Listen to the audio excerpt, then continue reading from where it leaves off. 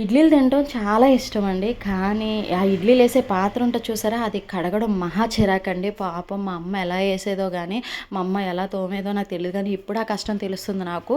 మిగతా తినే ప్లేటు ఇవన్నీ కడగడం చాలా ఈజీ. కానీ ఇడ్లీ పాత్ర ఉంటది చూసారా? అదైతే నాకైతే చాలా కష్టం అనిపిస్తది. అందుకే నేను చాలా ఈజీ పద్ధతయితే వెతికేసుకున్నాను. అలాగే కాదండి, ఇడ్లీలు మృదువుగా రావాలంటే నేను ఒక చిన్న టిప్ అయితే చెప్పాలనుకుంటున్నాను. మీరు చివరి వరకు చూడండి. మధ్యలో అయితే నేను చెప్పేస్తాను ఆ టిప్ ఏంటో. హాయ్ అండి. మరొక కొత్త వీడియోతో మీ ముందుకైతే వచ్చేసాను. Welcome back to Kezia wonder women. ఇలా మొత్తం ఇడ్లీ నూక మినప్ప రుబ్బులో వేసేసి మొత్తం కలిపేసుకోవాలి. చాలామంది గరిటెతో తిప్పొచ్చు. కానీ చేత్తో కలుపుకుంటే మొత్తం అంతా మంచిగా కలుస్తుందండి మొత్తం అంతా. సో ఇంట్లో ఇది అందరూ చేసేదే. సో నేను వీడియో కోసం అని చెప్పేసి మళ్ళీ గరిటెతోటి చేయలేను. అందుకే నా వేలో నేను ఇంట్లో ఎలా అయితే చేసుకుంటానో అలాగా మొత్తం కలిపేసుకున్నాను. పిండి ఆ నూక అంతా కలిసిపోయేలాగా మంచిగా కలుపుకుంటున్నాను చేతితోటి.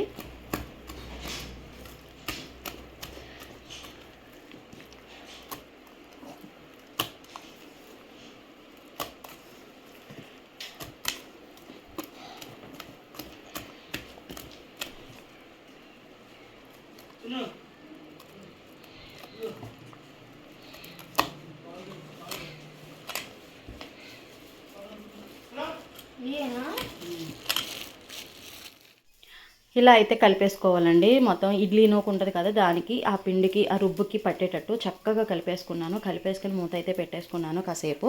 ఇప్పుడు చట్నీ చేద్దామండి. చట్నీ దోశల్లోకి అండ్ ఇడ్లీలోకి అన్నిటిలోకి బాగుండేలాగా నేనైతే ఈజీగా ఒక చట్నీ అయితే చేసేస్తున్నాను. ఎందుకంటే పిల్లలు స్కూల్కి వెళ్ళేటప్పుడు బాగా లేట్ అయిపోతుంది. ఉదయం క్యారేజ్ చేసి టిఫిన్ చేయాలంటే ఎంత ఈజీగా చేసేసుకుంటే ఇది నిల్వ కూడా ఉంటుందండి. ఒక 3 days అలా ఉంటుంది. ఎక్కువ చేసేసుకుని ఫ్రిడ్జ్లో పెట్టేసుకోవచ్చు.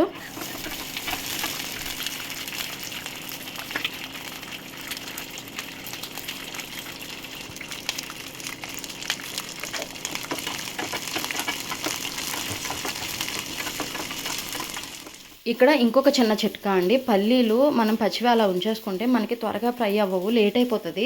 సో ఫస్టే మనం డ్రై ఫ్రై చేసేసుకుని స్టోర్ చేసుకున్నాం అనుకోండి, మనకి చక్కగా ఆ పచ్చిమిర్చి వేగే వరకు కొంచెం అట్లా ఇట్లా అనేసుకుంటే సరిపోతుంది. సో నేనైతే పచ్చిమిర్చి ఇవన్నీ వేసేసుకున్న తర్వాత పుట్నాల పప్పు వేసేసుకున్నాను. ఆ పుట్నాల పప్పు కూడా ఎంతసేపు ఫ్రై అవ్వనవసరం లేదు. ఆయిల్ కూడా చాలా తక్కువ అయితే పడుతుంది. సో నేను కొబ్బరికాయ ముక్కలు కూడా కొన్ని వేసేసుకున్నాను. ఫ్లేవర్ కోసం కాస్త పుదీనా యాడ్ చేయండి, చాలా బాగుంటుందండి. నేను కొంచెం పుదీనా అయితే వేసేసుకున్నాను.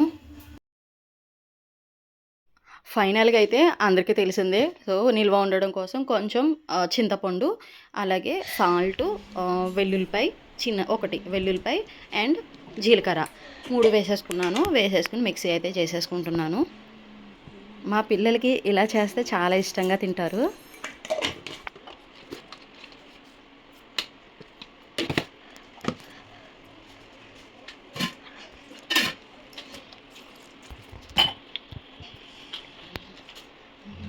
మీరు ఇక్కడ గమనించారా, గ్రీన్ లీవ్స్ అనేవి నేను యాడ్ చేస్తున్నాను. పిల్లలకి విడిగా పెడితే తినరు కదా. సో ఇలా చట్నీస్లోని ఇలాంటి వాటిల్లోని ఎంత మనం వేయాలనుకుంటే అంత వేసేసుకున్నాం అనుకోండి, తినేస్తారు కదా.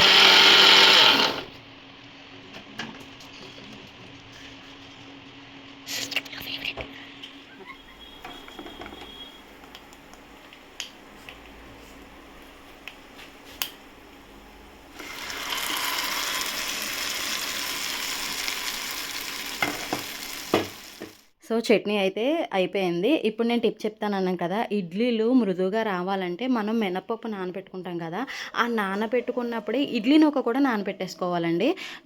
ఎక్కువ ఎంత ఎక్కువ నానితే అంత మెత్తగా వస్తాయన్నమాట. సో నేను మినపప్పు నానబెట్టుకునేటప్పుడే ఇడ్లీ నూక కూడా నేను నానబెట్టేసుకుంటాను. అప్పుడు ఈ మినపప్పు రుబ్బేసిన తర్వాత ఈ పిండి దాంట్లో కలిపేస్తాను. అప్పుడు మనం ఎక్కువగా అంటే చూడు, ఇడ్లీ మృదువుగా రావాలి అని అంటే రాత్రి కలిపేసుకుని ఉదయానికి ఉంచుకోవాలి, ఇలాంటివి ఏం అవసరం ఉండదన్నమాట. ఎందుకంటే అప్పటికే మినపప్పు ఒక పక్క, ఈ ఇడ్లీ నూక ఒక పక్క నాని ఉంటుంది కదా, సూపర్గా ఉంటుందండి. అప్పటికప్పుడు వేసేసుకున్నా చాలా బాగుంటుంది. ఇదేనండి నేను చెప్పాను కదా! నాకు ఇడ్లీ పాత్ర అది కడగడం నాకిష్టం ఉండదు అనేసి. ఇదైతే నేను గోటి సన్స్‌లో తీసుకున్నాను. సూపర్‌గా ఉంటుందండి. దీంట్లో ఈజీగా వేసేస్తాను నేను. ఇదైతే ఒకటి తీసుకోండి. మంచిగొస్తాయి ఇడ్లీలు. చాలా బాగా వస్తాయి. దీన్ని తట్టిడ్లీ ఏదో అంటారు.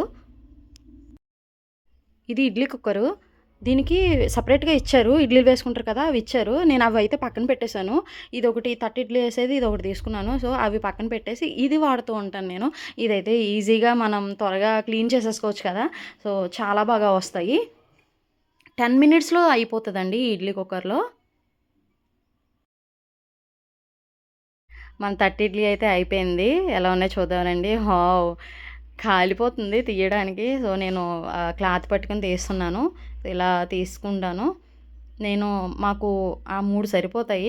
దానికి 4 ఇచ్చారు 4 ఇచ్చారు. కానీ మాకు 3 సరిపోతాయని చెప్పి నేను 3 పెట్టాను.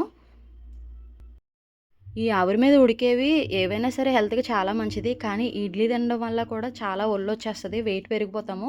సో, అందుకని నేను తక్కువ తింటాను. మా పిల్లలు, మా వారికి నేను పెట్టేసాను.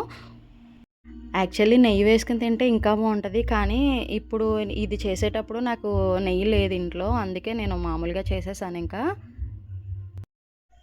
ఇది మొత్తం తట్ట ఇడ్లీలాగా వచ్చేస్తది. కానీ మా పిల్లలకి అంత పెద్ద ఇడ్లీనా మేము తినము అంటారు. సో, అందుకని చెప్పి నేను 4 పీసెస్ కింద చేయాల్సొచ్చింది.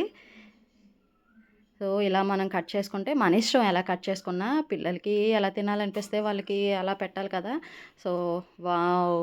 చూసారా ఎంత బా వస్తుందో? సో, నా వీడియో గనుక మీకు నచ్చినట్టయితే తప్పకుండా లైక్ చేయండి, షేర్ చేయండి, సబ్స్క్రైబ్ చేయండి. మీరు చూస్తున్నారు గానీ లైక్ ఇవ్వట్లేదు. అండ్ కామెంట్ పెట్టకపోయినా పర్వాలేదు. కనీసం లైక్ అన్నా ఇవ్వండి. చాలా కష్టపడుతున్నానండి పిల్లలతోటి. సో, నా కష్టాన్ని అర్థం చేసుకొని నాకొక లైక్ ఇస్తారని ఆశిస్తున్నాను. థ్యాంక్ యూ ఫర్ వాచింగ్ అండి. Thank you so much. So, మనం చేసుకున్న చట్నీ చాలా బావుంది. పుదీనా అయితే తప్పనిసరిగా యాడ్ చేయండి. ఫ్లేవర్ చాలా బావుంటది. లాస్ట్‌లో కొత్తిమీర కూడా నేను యాడ్ చేశాను. చాలా చాలా బావుంటుంది. సో, మనం ఏది అలవాటు చేస్తే అదే అలవాటయిపోద్దన్నట్టు నేను 2 చట్నీలు అలవాటు చేశాను. ఇప్పుడైతే నేను ఒకటే చేయగలిగాను. అందుకే నేను చిన్న ఆవకాయ పచ్చడి కూడా వేస్తున్నాను. ఈ ఇయర్ అయితే మేము ఆవకాయ పచ్చడి పట్టుకోలేదు. నాన్నగారికి కొంచెం హెల్త్ బాలేదని చెప్పి. సో, లాస్ట్ ఇయర్ పచ్చడండి ఇది.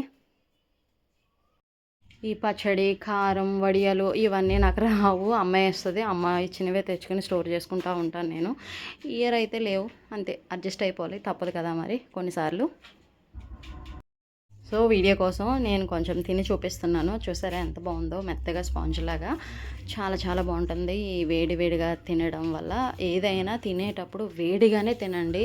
అది తొందరగా డైజెషన్ అవుతది వేడిగా తినడం వల్ల.